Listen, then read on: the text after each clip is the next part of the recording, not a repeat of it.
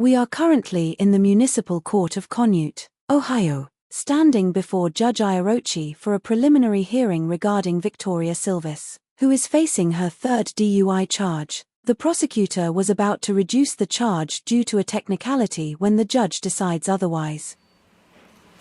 Court is on the record in City of Conneaut versus Victoria Silva, case number 25 TRC 143.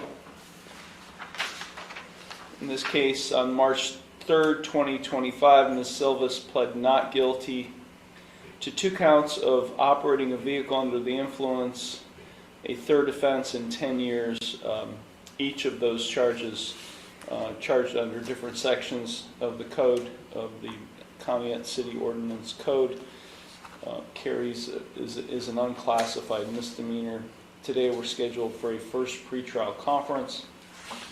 Ms. Silva is present. She's accompanied by her attorney, Mafid Syed. Also present is Law Director John Lewis. The court is in receipt of a pretrial report. Mr. Lewis. Thank you, Your Honor. Your Honor, the city would request to amend the OEI charge under 333.01A1A to a physical control under 33.01D2A2.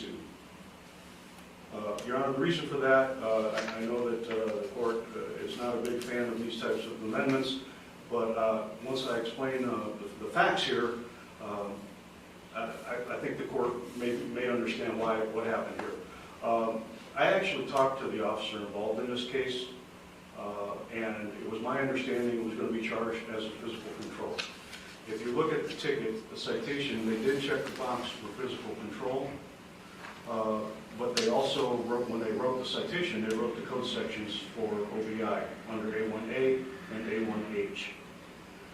So it got, and it's 100% on me. I should have caught it, and I didn't, that it was charged that way. But I did discuss with the officer that this should have been charged as a physical control.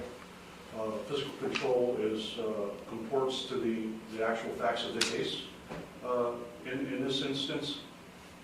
And so that would be the request, Your Honor, to amend that charge to a physical control and dismiss the remaining charge at defendant's cost, with the parties then arguing the sentence. If I may interrupt you, sure, Mr. Lewis. I'm looking at the same citation, and the officer in the remarks section wrote, slumped over wheel while car was running. Yes, sir. And that's exactly right. No one ever saw Ms. Silva operate the vehicle. So yeah, but my understanding of operation is that if the keys are in the ignition, even without a car running, it's still considered operation. So I'm just, if the officer wrote while the car was running, that, based on my understanding, unless there's some recent case law that changed that definition, that's my understanding of operation. If you, Your Honor, yeah. If you'd like, if you're okay with this, we could set the matter for another pretrial, and I could brief the issue for you. Yeah, I hear you know me. I certainly do. Yes, sir. And there's nobody here that practices in front of me more than you. Correct. And you know our history together, and you know how I feel about amendments such as these. I certainly do, Your Honor. And especially when the allegation is that this is a third offense in 10 years, yes, sir. Fourth in a lifetime, and that would be a dramatic reduction. Yes, sir. And no offense, Mr. Syed, but I've actually tried cases like this, and when I see the officer writing notes in the remarks section that the car was actually running at the time, that's operation. And if that's what Mr. Lewis is indicating is the basis for the amendment, I don't find that that's a reasonable basis for it. But I'll allow you to brief it and explain it to me that why it should be amended. this is only a first pretrial conference. This is still a relatively young case. So, Mr. Syed, you haven't said anything you would like to say? Your Honor, I do understand the severity of these allegations, and I do understand where you're coming from, certainly from your past experience and your history of trying these certain cases. It was, to my understanding, just for judicial economy and efficiency, that we can get a resolution today, which my client is more than happy to do. While I understand sometimes the facts of the case do indicate why Ms. Lewis did want to amend this down, and I obviously have no objection to, we could just, real brief, just my understanding is, while Ms. Silvis did have a couple drinks that night, she was just only trying to stay warm. She did call her roommate to come pick her up right here in the first row. I do feel like this would certainly be, in the longer end, punishing her, which no indication at all. I mean, she should have some sort of consequence to this, but I feel like it would be unjustly as a punishment if the court did not accept it. Well, I don't know all the facts, Mr. Sayed. I mean, you just mentioned something that I'm not aware of. But if you put keys in the ignition of a motor vehicle and you sit in the driver's seat, that's sufficient for operation. If the car is turned on and running, that's more than enough for operation. Whether she's in the car to get warm or not.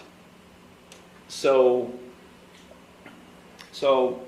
I appreciate what you're saying, I do, and you should be advocating for your client.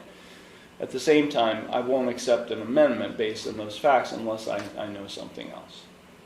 So I'll allow you guys to pre-try it further, or if you want to come back for a second pre-trial, that's fine with me too. It's still, like I said, a very young case. So, Judge, if I may, yeah.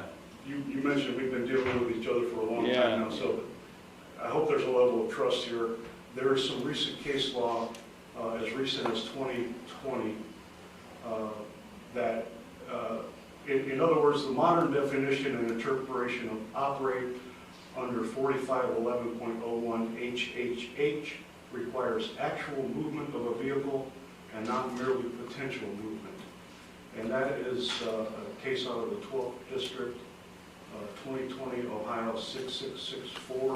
I did a memo on this for the Conneaut Police Department, and based on that, my research in preparing that memo, under the modern case law, they're requiring actual movement of a vehicle. So anyway, Your Honor, if we could have the opportunity, I would like to brief the issue. Yeah, and you really don't have to brief it. If you want to give me case law, okay, before the next pretrial, I mean, you don't have to brief it. I mean, okay. Honestly, I don't want you to waste your time on briefing it.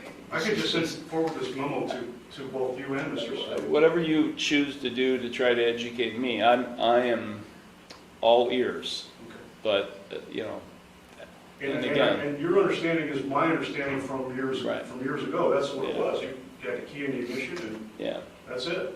Right. But, okay. So why don't we just set it for a second pretrial conference, and then between now and then we'll see how well I'm educated.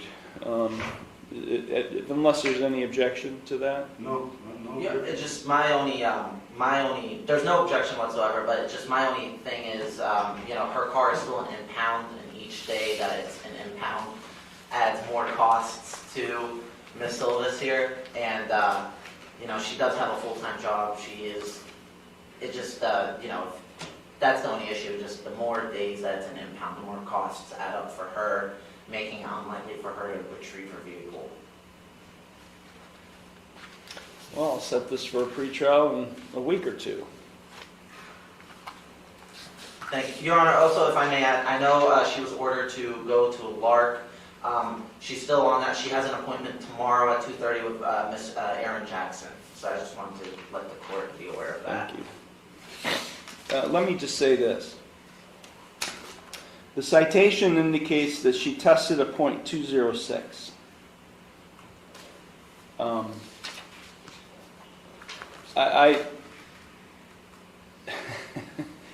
Ms. Silva, I know you sighed when I said we're going to set this in about a week or two. Don't sigh in front of me. Okay? Especially with your history and the facts that I'm aware of and just looking at the citation. You got it? Yes. Yeah. So I don't have to set it in a week or two, but I'm going to do that. So we'll set it for second pretrial in 1 to 2 weeks. Anything further, Mr. Lewis? No, Your Honor, thank you. Mr. Syed? No, Your Honor, thank you. Okay, thank you very much. You'll go to the clerk's. Thank you for watching. Please subscribe and leave a comment.